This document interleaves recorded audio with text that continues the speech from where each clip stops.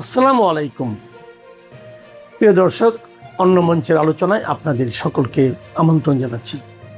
আমাদের হেডলাইনটা করেছে অনেকটা এরকম, যদি প্রয়োজন হয় আপনার পরামর্শ আবার পরিবর্তন করবো। শেখ হাসিনার ফেরার ঘোষণার পক্ষে সার্জিও বোনের সফর, তাৎপর্য কি, কুতুব লাহিড়ী। দাদা, প্রথমে জানতে চাই, এএফপি কে শেখ হাসিনা ইন্টারভিউ দিয়েছেন। তার প্রতিটা ইন্টারভিউতে মৌখিক ঘোষণার কিছু ডেভেলপমেন্ট আমরা দেখতে পাই। তিনি একসময় বলছিলেন তিনি ফিরবেন বাংলাদেশে, ফিরে আসতে চান, মাথা উঁচু করে আসতে চান। পরে বললেন তিনি ডিসেম্বরের মধ্যে আসতে চান। এখন তিনি বলছেন যে যতই ঝুঁকি থাকুক, মৃত্যু ভয় থাকুক, শেখ হাসিনা দেশে ফিরতে চান। তার এই কনফিডেন্টের উৎস কি? তিনি কি সত্যিকার অর্থে ফিরে আসছেন এবং বাস্তবতা কি বলে? তারপর আমরা সার্জিও প্রসঙ্গে যেতে চাই। গৌতম লাহিড়ী। না, এখন মার্কিন যুক্তরাষ্ট্র তারা দেখবে শেখ হাসিনা ফেরার কারণে তাদের যে স্বার্থ বাংলাদেশে যারা রক্ষা করে তার ফলে তার কোনো বিপরীত কিছু ঘটবে কি ঘটবে না, সেটা একটা কারণ হতে পারে। সার্জিও সেই জন্য বাস্তব অবস্থা তিনি পর্যবেক্ষণ করবেন। কিন্তু বাংলাদেশের বর্তমান সরকার বা অন্য জামায়াত বা অন্যরা তারা যে যাই মুখে বলুন যে শেখ হাসিনা বলে আর কিছু নেই, শেখ হাসিনা সমর্থক কিছু নেই, এটা তো বাস্তব ঘটনা। তাদের প্রভাবশালী গোয়েন্দা সংস্থা আছে এবং সিআইএর একজন গোয়েন্দাও আছেন আর এই মুহূর্তে বাংলাদেশে। ফলে তিনি নিশ্চয়ই সার্জিওর সফরের আগে বিস্তারিত তথ্য তিনি জোগাড় করেছেন, এগুলো সার্জিওর কাছে হয়তো পৌঁছে দিয়েছেন বা পৌঁছে দেবেন। বাস্তব পরিস্থিতিটা হচ্ছে শেখ হাসিনার প্রবল সমর্থন আগের তুলনায় আরো অনেক বেড়ে গিয়েছে বাংলাদেশে। শেখ হাসিনার প্রথম ভরসাস্থল সেটা। আমি আজকেই শুনেছি যে তিনি কিছু আরেকটি বাংলা এই ভারতীয় একটি ম্যাগাজিনে তিনি সাক্ষাৎকার দিলেন, যে ম্যাগাজিনটি আজকে প্রকাশিত হয়েছে, আউটলুক। সেখানে তিনি তো তাকে প্রশ্ন করা হয়েছিল যে ভারতের পররাষ্ট্র মন্ত্রণালয় তো বলছে যে আপনাকে ফেরত দেওয়ার প্রশ্নটা তো সেটা হচ্ছে বন্দি প্রত্যার্পণ চুক্তি অনুসারে তারা করতে চান এবং সেই আইনি বিচার ইত্যাদি দেখে। তো তিনি তো জবাব দিয়েছেন আইনি বিচারের প্রত্যার্পণের তো প্রশ্ন কিছু আসছে না, যেটা স্বাভাবিক সময় লাগবে। আমি তো অত সময় দিতে পারবো না বাংলাদেশে, আমাকে ফিরতে হবে, কারণ সেখানকার মানুষের জন্য ফিরতে হবে। ফলে তিনি ফিরবেন, তিনি আরো পরিষ্কার করে দিয়েছেন যে আমি জানি যে আমার জীবনে ঝুঁকি আছে, আমি জানি না এটা কম বুদ্ধি তো এইটুকু তো বুদ্ধি আছে, তাহলেও যাবো, দেখা যাক তারা আমাকে হত্যা করেন কিনা সেখানে। বর্তমান সরকার সাবেক প্রধানমন্ত্রীকে খুনের দায়ে অভিযুক্ত হন কিনা বিশ্বের দরবারে, সেটা দেখার বিষয় আছে। তো ওগুলো তো সবসময় বাংলাদেশে যারা আছেন তারা তো আসলে অনেকটা চিন্তিত, উদ্বিগ্ন, সেটা কিন্তু বোঝা যায় তাদের কার্যকলাপ দেখে। এখন আপনি যে কথাগুলো বললেন তার আগে আপনাকে আর একটা আজকে গুরুত্বপূর্ণ সংবাদ জানাতে চাই, যেটা হয়তো আমি জানি না বাংলাদেশের গণমাধ্যমে সেটা প্রকাশিত হচ্ছে কি হচ্ছে এটা বলতে পারবো না। সেটা হচ্ছে যে ভারতের পররাষ্ট্র মন্ত্রণালয়ের স্ট্যান্ডিং কমিটি, যার চেয়ারম্যান শশী থারুর, তিনি গত কয়েক মাস আগে, মানে গত বাজেট অধিবেশনের আগে, তিনি পররাষ্ট্র মন্ত্রণালয়ের কাছে বাংলাদেশ বিষয়ে কতগুলো তারা কমিটি, সর্বদলীয় কমিটি, সব দল আছে তাতে, বিজেপি, কংগ্রেস, সবাই, বিজেপিও আছে, শাসক বিজেপিও, সবাই প্রশ্ন করেছিল যে বাংলাদেশের ব্যাপারে ভারত সরকার কি রণনীতি নিচ্ছেন এবং দুই দেশের সম্পর্কে আদৌ কোনো উন্নতি হবে কি হবে না। পররাষ্ট্র মন্ত্রণালয় মিনিস্ট্রি অফ এক্সটার্নাল অ্যাফেয়ার্স বলে স্ট্যান্ডিং কমিটির রিপোর্ট আমি দেখলাম, আমার কাছে এসেছে, আমার কাছেই আছে, এবং সেটাতে দেখলাম তারা স্পষ্ট ভাষায় লিখেছে ভারত বাংলাদেশের সম্পর্কটার ভিত্তি হচ্ছে 1971 সালের মুক্তিযুদ্ধের আদর্শ, তার বাইরে নয়। এবং ভারতবর্ষ চায় বাংলাদেশের শান্তি, স্থায়ী, গণতান্ত্রিক এবং অন্তর্মুখী, সকলের অংশগ্রহণের একটা রাজনৈতিক ব্যবস্থা, এবং তার সঙ্গে মানুষের স্বার্থ প্রদান, এবং দুই দেশের মানুষের উপকার হবে এমন কাজ ভারত বাংলাদেশের সঙ্গে করতে চান। কিন্তু তারেক রহমান সরকারকে তারা কিন্তু এই কমিটি তার রিপোর্টে কিন্তু স্বাগত জানিয়েছেন, ওয়েলকাম করেছেন, যে আশা করেন যে ভারত বাংলাদেশের মধ্যে তারা লিখেছেন 42টা যৌথ ওয়ার্কিং গ্রুপ আছে, তাদের জন্য বৈঠক শুরু হয়। কিন্তু একই সঙ্গে উদ্বেগ প্রকাশ করা আছে কমিটিতে, যেখানে ভারত বিরোধী যে উগ্র প্রচার ক্রমাগত বেড়েছে সেটা রোখার জন্য ভারত সরকার কি করছে।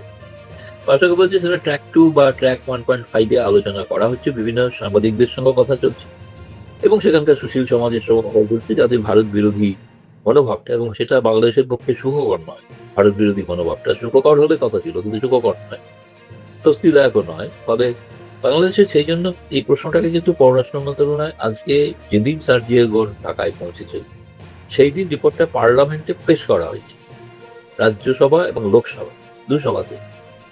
এবং আমি তো লিখেছি এখানে, দেখা যাক বাংলাদেশে প্রকাশিত হয় কিনা, কিন্তু সেখানে কিন্তু পরিষ্কার স্পষ্ট ভাষায় বলা আছে যে ভারত চায় তারেক রহমান সরকারের সঙ্গে সম্পর্ক এগিয়ে নিয়ে যেতে, কিন্তু তার ভিত্তিটা হবে কিন্তু একাত্ম, মুক্তিযুদ্ধের আদর্শে যে সম্পর্ক গড়ে উঠেছিল ভারতীয় উভয় দেশের মানুষের সৈন্যবাহিনীর রক্তপাতের মধ্যে দিয়ে, সেগুলোকে পুনরুক্তি করা হয়েছে আজকে আবার।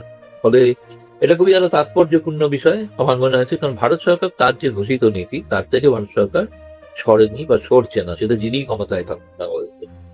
ভিত্তিটা হতে হবে 1971-এর মধ্যে, এবং সেই কারণেই তারা এখন বলছে যে ভারত বিরোধী মনোভাব আছে, সেটা বাংলাদেশের মনে বহু মানুষ করে, স্বার্থান্বেষী মানুষ করেন, তাতে বাংলাদেশের মানুষের যাতে ক্ষতি হয় তার জন্যই করে। ফলে আজকের দিনে শশী থারুর কমিটির কাছে ভারতের পররাষ্ট্র মন্ত্রণালয়ের জবাব এটা খুবই তাৎপর্যপূর্ণ। হয়তো আগামীকাল ভারতবর্ষের বহু কাগজে প্রকাশিত হবে বলে আমার ধারণা। ইতিমধ্যে অন্যান্য অনেক বিষয় আছে, গঙ্গা চুক্তি নবীকরণের জন্য তারা বলেছেন দ্রুত করা উচিত, তিস্তার ব্যাপারে সংশয় প্রকাশ করেছেন। এখন এগুলো তো আছে, বর্ডার ইত্যাদি যাবতীয় দ্বিপাক্ষিক বিষয়ের যে বিভিন্ন সেক্টর, সব বিষয়ে তাদের প্রশ্ন ছিল, সব বিষয়ে বিস্তারিত দীর্ঘ রিপোর্ট। ফলে পুরোটা এখনো আমি সম্পূর্ণ ফটিয়ে পড়ে উঠতে পারিনি, যতটুকু পড়েছি মধ্যা বিষয় আপনাকে জানালাম। ফলে এটা আজকের দিনের জন্য একটা বার্তা। এখন দেখতে হবে সার্জিও গোল, আমি শুনেছি তিনিও বাংলাদেশের অন্তর্মুখী সমাজ, রাজনৈতিক সমাজ গঠনের পক্ষে। আওয়ামী লীগকে পুরো সম্পূর্ণ বাইরে রাখা হবে, এটা রিপাবলিকান পার্টির প্রতিনিধি যেটা চান কিনা সেটা আমরা সেটা শোনা দরকার প্রকাশ্যে। দেখুন, যে কথা বলেছেন সার্জিও গোল, তিনি যা টুইট করেছেন, বাংলাদেশের পররাষ্ট্র মন্ত্রণালয় যেটা পররাষ্ট্রমন্ত্রীও বলেছেন সাংবাদিকদের, অত্যন্ত ভালো আলোচনা হয়েছে। কারণ গতকাল তো ভারতের দিনেশ ত্রিবেদী হাই কমিশনারের সঙ্গে আলোচনা, তিনিও বলেছেন চমৎকার আলোচনা। তো সার্জিও এবং ভারত দুজনের আলোচনাটাই এত চমৎকার যে এখন দেখা যাক এই চমৎকারিত্বটা ফলে কিনা, সেটা দেখার বিষয় আছে। তো এখন এই দুজনেরই খুশি কথা বলে, মানে বাংলাদেশের পররাষ্ট্র মন্ত্রণালয় দিনেশ ত্রিবেদীকেও খুশি করেছেন, সার্জিও খুশি করেছেন। এখন জানি না ওনার বাকি কর্মসূচি থাকলে তো জানলেই তখন হয়তো জানতে পারবো বা বুঝতে পারবো কি হচ্ছে। কালকে তো আগামীকাল শুনেছি কক্সবাজার পরিদর্শন করে এসে তারপরে হয়তো প্রধানমন্ত্রী তারেক রহমানের সঙ্গে কথা বলবেন। আমি এটা শুনেছি, এটা আপনারা খোঁজ নিয়ে দেখতে পারেন, উনি কয়েকজন সাংবাদিকের সঙ্গেও মিলিত হচ্ছেন। সেখানে সেই সাংবাদিক কারা আমি নাম জানি না, অনুমান করতে পারি, কিন্তু অনুমানের ভিত্তিতে তো বলা সম্ভব নয়। কিন্তু আমি বুঝতে পারি যে তাদের কারোর সঙ্গে তিনি দেখা করবেন। এবং তাদের নিজেদের পছন্দ, তারা মার্কিন যুক্তরাষ্ট্র দূতাবাস তারা ঠিক করেছে। ফলে তারা একটা সাংবাদিকদের আলাপচারিতায় অনেক কিছু স্পষ্ট বেরিয়ে আসবে, এবং আশা করবো সাংবাদিকরাই যাবতীয় প্রশ্ন করবে, যে স্বাভাবিক যেগুলো মানুষ জানতে চাইছে। অবশ্যই প্রশ্ন হতে পারে যে শেখ হাসিনা যে ফিরতে চাইছেন এ ব্যাপারে আমেরিকার কোনো মত আছে কি নেই, সেটা প্রকাশ্যে যে গতি বলেন সেটা দেখার বা শোনার অপেক্ষা আপনাদের সঙ্গে আমরাও অপেক্ষা করে আছি। দাদা, আমরা শুনছি তার প্রোগ্রামে কিছু চেঞ্জ আসছে, এরকম আপনার কাছে কি তথ্য আছে? আমি এমন বাংলাদেশের সাংবাদিক বলতে আমি জানি যে আমাদের ডিপ্লোম্যাটিক রিপোর্টার্স অ্যাসোসিয়েশন ডিক্যাব একটা আছে, সাধারণত আমেরিকান কেউ আসলে দেখা করলে ওই ডিক্যাবের সদস্য হয়ে দেখা করেন, তাদের সবাইকে আমরা চিনি। কিন্তু তার প্রোগ্রামে কোনো পরিবর্তনের কোনো খবর আপনি পেয়েছেন? না, আমি সেরকম কিছু জানি না পরিবর্তন কিছু হয়েছে কিনা, কিন্তু কেউ কেউ বলছেন, আমি সেটা তো এখনো ভেরিফাই করতে পারিনি। কোথাও একটা তার নৈশভোজের কথা ছিল, সেটা বাতিল হয়ে গেছে, সেটা তো এখনো নিশ্চিত আমি হতে পারিনি যে পররাষ্ট্র মন্ত্রণালয় তাকে। সার্জিও গোলের মতো একটা ইম্পর্টেন্ট মানুষ, তিনি ট্রাম্পের সরাসরি দূত, তিনি পৌঁছেছেন। এবং একটি কাগজ তো দেখলাম লিখতে গিয়ে তার সম্পর্কে একটা অন্য পরিচয় দিয়েছে, তিনি যেহেতু ঘনকুবের। এখন ঘনকুবের বলে ট্রাম্প রেখেছেন কিনা আমি জানি না, কিন্তু ট্রাম্পের ব্যক্তিগত লোক। ফলে শেষ পর্যন্ত ধনকুবের এই সার্জিও গোল, তিনি শেষ পর্যন্ত সেই ডিনার বৈঠকটা হয়নি বা কনফার্ম করতে পারিনি, মানে হওয়ার স্বাভাবিক। আমি আমি আমি একটু আগের প্রসঙ্গে যেতে চাই। আপনি জানেন যে বাংলাদেশে শেখ পরিবারকে পুরোপুরি নির্মূল করার জন্য পাকিস্তানের একটা এটা স্বীকৃত ইতিহাস স্বীকৃত যে পাকিস্তান চেয়েছিল বঙ্গবন্ধু পুরো পরিবারটাই যেন 75-এ শেষ হয়ে যায়। এরপরেও শেখ হাসিনাকে হত্যার জন্য 21 বার চেষ্টা করা হয়েছে। বাংলাদেশে শেখ হাসিনার শাসন অবসানের পরে এবার পাকিস্তানে সেটা উদযাপন হয়েছে, এবং অনেকেই বলেন যে 5 আগস্ট 2024-এ পাকিস্তান আইএসআই এর বড় একটা অংশ শেখ হাসিনাকে গণভবনে হত্যার জন্য রেডি ছিল। এটা অনেকে বলে, অনেক থেকে আলোচনা। এবার তিনি দেশে যদি আসেন, যেভাবে বলছেন সেভাবে তিনি যদি আসেন, তাহলে বাংলাদেশে থাকা তার বিরোধীরা বেশি হুমকি, নাকি পাকিস্তান যে শক্তিটা চায় বঙ্গবন্ধু পরিবার পুরোপুরি নিঃশেষ হয়ে যাক সেই শক্তিটা বেশি হুমকি? তারপরেও তো বঙ্গবন্ধু পরিবার থাকবেন, তার সঙ্গে তার পুত্র সজীবদের জয় বা মেয়ে পুতুল সঙ্গে যাচ্ছেন এমন কোনো খবর পাইনি, বা তার বোন শেখ রেহানা যাচ্ছেন এমন কোনো খবর পাইনি, কিন্তু তিনি যখন যাবেন তার সঙ্গে প্রচুর বিদেশি গণমাধ্যম যেতে পারে বলে শুনছি। ফলে তাদের সামনে যদি হত্যাকাণ্ড ঘটে, তারা আশা করি স্পট থেকে ফ্যাকচুয়াল রিপোর্টিং করবে। ফলে তাদের রিপোর্টিং থেকেই তো পরিষ্কার হয়ে যাবে যে কে দায়ী শেখ হাসিনার হত্যার জন্য। তো আমার মনে হয় না যে তারেক রহমান সরকার এতটা ঝুঁকি নিতে পারবে না। আন্তর্জাতিক দুনিয়ায় খুব সমস্যার সম্মুখীন হতে হবে। মানে একটা সাবেক প্রধানমন্ত্রীকে হত্যা করা হচ্ছে, সেই দায়টা তো তাদের ঘাড়ে পড়বে না। ফলে তারেক রহমান সরকার কি এমন কিছু একটা কি সুযোগ করে দেবেন সেই পাকিস্তানি আইএসআই গোয়েন্দাদের, যে তাতে তারা নিশ্চিন্তে হত্যা করতে পারে? যদিও অনেকেই বলেন যে সবই সম্ভব বাংলাদেশ অসম্ভব বলে। তবে এটা আমি উড়িয়ে দিচ্ছি না, কিন্তু শেখ হাসিনা বলছেন আমি তো এভাবে দীর্ঘকাল এরকম এখানে দিল্লিতে বসে নিরাপদ আশ্রয় এরকম থেকে যাবো চিরকাল, এটা তো হতে পারে না, বয়স হচ্ছে। বলে যা আবার হবে, বয়স হচ্ছে, এরপর আর কতদিনই বা বাঁচতাম, তাই না? তো যে কদিন আমি যদি চেষ্টা করে দেখি একবার আমার দেশে মানুষের কাছে ফিরতে পারেন কি। কিন্তু আমি এটা বলছি আপনাকে, কোনোভাবে যদি তিনি গোপালগঞ্জ বা টুঙ্গিপাড়া পৌঁছাতে পারেন, সেখানে শেখ হাসিনাকে হত্যা করার মতো হিম্মত বা সুযোগ যারা পাবেন না, কেউ পাবেন না। যারা করতে যাবেন তারা মার খেয়ে মারা যান, তাদের জন্য আমার আগাম চিন্তা রইল। তারা যেন সাবধানে যান শেখ হাসিনাকে আক্রমণ করতে। কারণ আমি জানি টুঙ্গিপাড়ায় মিনিমাম একটা সংখ্যা হিসাব পেয়েছি 20 লক্ষ লোক সেদিন থাকবে সেখানে, 20 লক্ষ লোক। এখন সেটার জন্য বাংলাদেশের সেনাবাহিনী বা কি করবে সেটা আমি জানি না। সেটা ফলে এদের জন্য আমার শুভেচ্ছা রইল। আপনারা যেন বেনজির কি বলে জুলফিকার ভুট্টোর মতো প্রাণ হারিয়ে ফেলে না যান। পাকিস্তানিরাই হত্যা করেছিল জুলফিকার, যিনি বঙ্গবন্ধুকে মাছ দিতে দিয়েছে। ফলে এখন এই ইতিহাস তো আছে জানা। সুতরাং এটা তাদের পক্ষে খুব স্বাভাবিক একটা হুমকি দেওয়া, ভয় পাইয়ে যদি শেখ হাসিনাকে রোকা যায়। শেখ হাসিনা যে ধরনের নেত্রী, তাকে বোধ হয় ভয় পাওয়ানো খুব মুশকিল, ভয় পাওয়ানো খুবই মুশকিল। আপনার শেখ হাসিনা বিহীন টুঙ্গিপাড়াতে শেখ হাসিনা বিরোধীরা ঢুকতে পারে না, আর শেখ হাসিনা থাকলে পরে টুঙ্গিপাড়ায় ঢুকবে, এটা আসলে কেউ বোধহয় পাগলও কল্পনা করে না। আমি তো জানতে চাই, ওটা তো পৃথক বাংলাদেশ হয়ে যাবে সেদিন। আমি জানতে চাই যে শেখ হাসিনা, আমাদের সমাজে শেখ হাসিনার সমর্থক কর্মী রয়ে গেছে, এখনো অনেক আছে। আমরা সাংবাদিকতা করতে গেলে অনেকের প্রশ্নের মুখে পড়ি, দেখি, জানি। আমি দেখতে পাচ্ছি যে তারা কেউ কনফিডেন্ট হতে পারছেন যে শেখ হাসিনা চলেই আসবেন কিনা, আসলে পরে লাভ কি হবে, তিনি এসে জেলে ঢুকে যাবেন, তাহলে আওয়ামী লীগের লাভটা কি? আমরা যারা এই যে দিগ্ভ্রান্তর মধ্যে আছি, মানে তারা বলছেন আওয়ামী লীগের লোকজন, এই যে দেশে থেকেও একটা বন্দির মতো অবস্থা, গৃহবন্দির মতো থাকতে হয়, তাদের কি লাভ হবে? এই যে একটা কনফিডেন্সলেস সিচুয়েশন, এইটা কি একটা প্রভাব ফেলবে না শেখ হাসিনার আশা, যদি এই ধরনের আশা হয় এবং তিনি এসে জেলে ঢুকে গেলেন, তাতে কি লাভ হয়? দেখুন, এরা ইতিহাস ভুলে যান, এই আর কি। দেশ যখন স্বাধীন হয়েছিল তখন বঙ্গবন্ধু দেশে ছিলেন? কোথায় ছিলেন? কারাগারে ছিলেন না? তাতে কি বাংলাদেশ স্বাধীন হয়নি? স্বাধীন হয়েছিল তো। তিনি তো একটা ডাক দিয়ে তিনি পাকিস্তানি সেনাবাহিনীর হাতে বন্দী হয়ে গিয়েছিলেন। তাকে তো ফাঁসিরও করেছিল। আর না হয়েছে ফাঁসি, না হয়েছে বাংলাদেশের পূর্ব পাকিস্তানের জয়, হয়েছে তো বাংলাদেশিদের জয়, তাই না? তো সুতরাং এটা আবার ঘটবে না এমন কিছু। আমি তো বলছি বারবার, বাংলাদেশ আবার একটা 71-এর মুখে, আবার একটা 71-এর মুখে। এখন এই নিয়ে কেউ কেউ আমাকে প্রশ্ন করেন, 71-এ তো ভারত সঙ্গে দিয়েছিল, এখন কি সেটা করবে? সেরকম কিছু আছে? তারেক রহমান সরকারের সঙ্গে এত ঘনিষ্ঠতা, 2001 থেকে 2006 তো বিএনপি সরকার ক্ষমতায় ছিল, তাদের সঙ্গে তো ভারত সরকারের সম্পর্ক ছিল, খুবই ভালো সম্পর্ক ছিল। তাতে কি হয়েছে? তাতে কি শেখ হাসিনার ক্ষমতায় আসা যেটা আটকেছে? আটকায়নি। সুতরাং এগুলো রাজনীতিতে থাকবে, তাদের খুব স্বাভাবিক বুদ্ধিতে এগুলো মনে হচ্ছে। কিন্তু বঙ্গবন্ধু পরিবার যে ধরনের তারা ঝুঁকি নিতে সাহস নিতে পারে, সেই ঝুঁকি বা সাহস আর কোনো দলের পক্ষে নেওয়া সম্ভব হয় না। ফলে লাভ হবে মানে তারা আবার মুক্ত বাংলাদেশ দেখতে পারেন, এটুকুই লাভ হবে, আর কিছু না। বর্তমানে পরাধীন অবস্থায় আছেন যদি বলি, তাহলে তখন তারা লাভবান হবে। স্বাধীন বাংলাদেশ আর একবার দেখবেন, দ্বিতীয়বার স্বাধীন। এবং ডিসেম্বর তো বিজয়ের মাস, কি আত্মসমর্পণ করে সেটা দেখার জন্য সবাই দেখবেন তারা।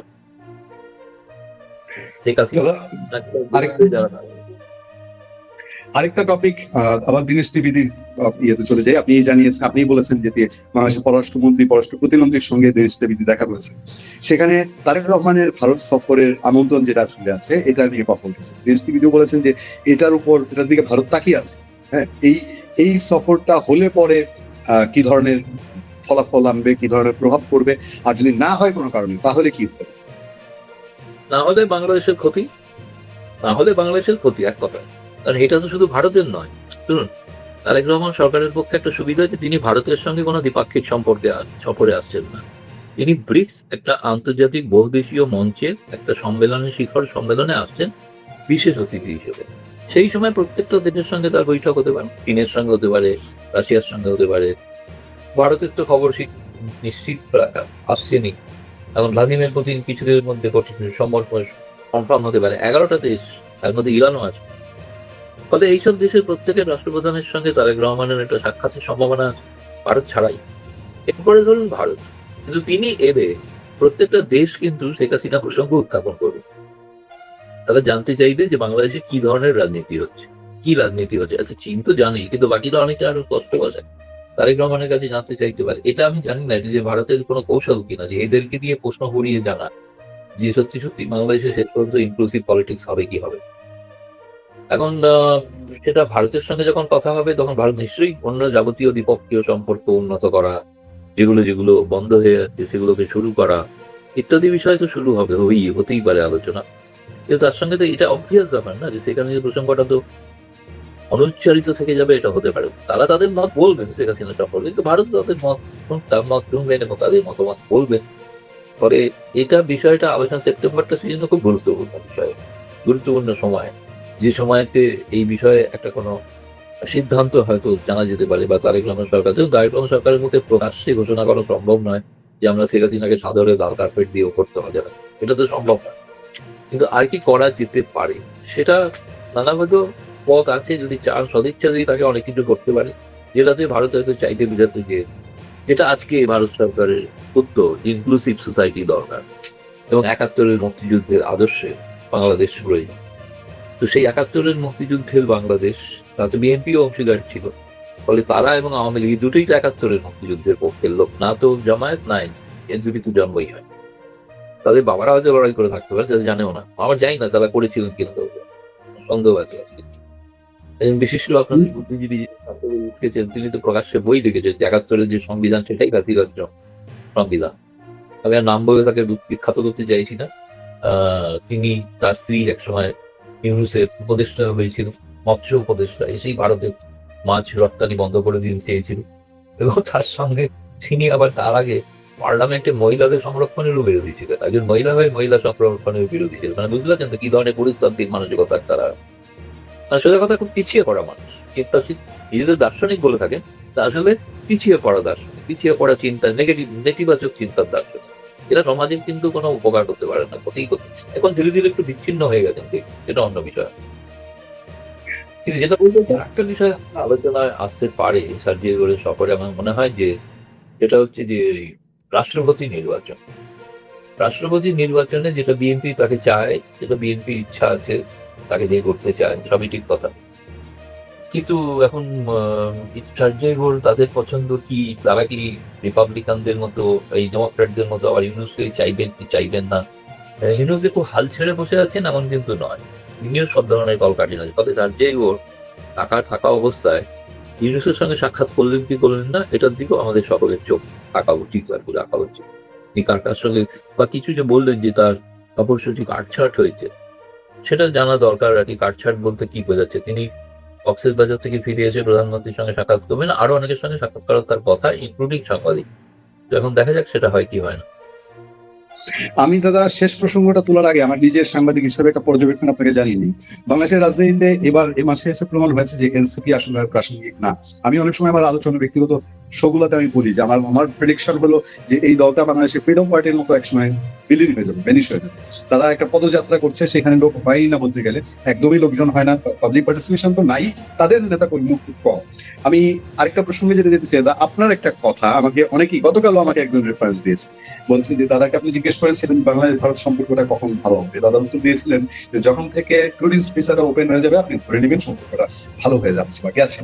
ট্যুরিস্ট ভিসাটা ওপেন হলো বেশ অনেকদিন, 2-3 সপ্তাহ হয়ে গেল, কিন্তু কোথায় যেন সম্পর্কে এখনো একটা টানাপোড়েন মনে হয়, একটু অবিশ্বাস মনে হয়, একটু দোলাচল, একটু পাকিস্তানের দিকে বেশি দুর্বলতা এরকম মনে হয়। এটার কারণটা কি? আমার মনে হয় ভিসার ব্যবস্থাটা যতটা সহজে ঘোষণা হয়েছিল উন্মুক্ত হওয়ার, ততটা কিন্তু উন্মুক্ত হয়েছে কিনা আমার একটু সন্দেহ আছে। একটু বোধহয় ভারত সরকার রাশ টেনেছে কোনো কারণেই।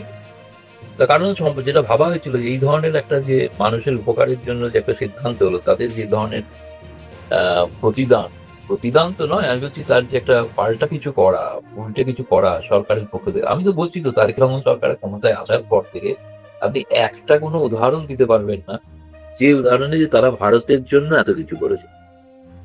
কি করেছেন? কিছুই তো করেননি না, কিছু করতেও চাইছেন না, অথচ ভারত থেকে সুবিধা আদায় করতে চাইছেন চাপ দিয়ে, ভয় দেখিয়ে, এরকম ভাবছেন না। সেটা ভারতকে ভয় দেখিয়ে তো কোনো লাভ নেই। আমার মনে হয় বাংলাদেশের নিজেদের ক্ষতি হবে। ভারতের অবশ্যই ক্ষতি হবে না যে তা না, ভারতের নিশ্চয়ই ক্ষতি হতে পারে, কিন্তু তার চেয়ে বেশি ক্ষতি হয়ে যাবে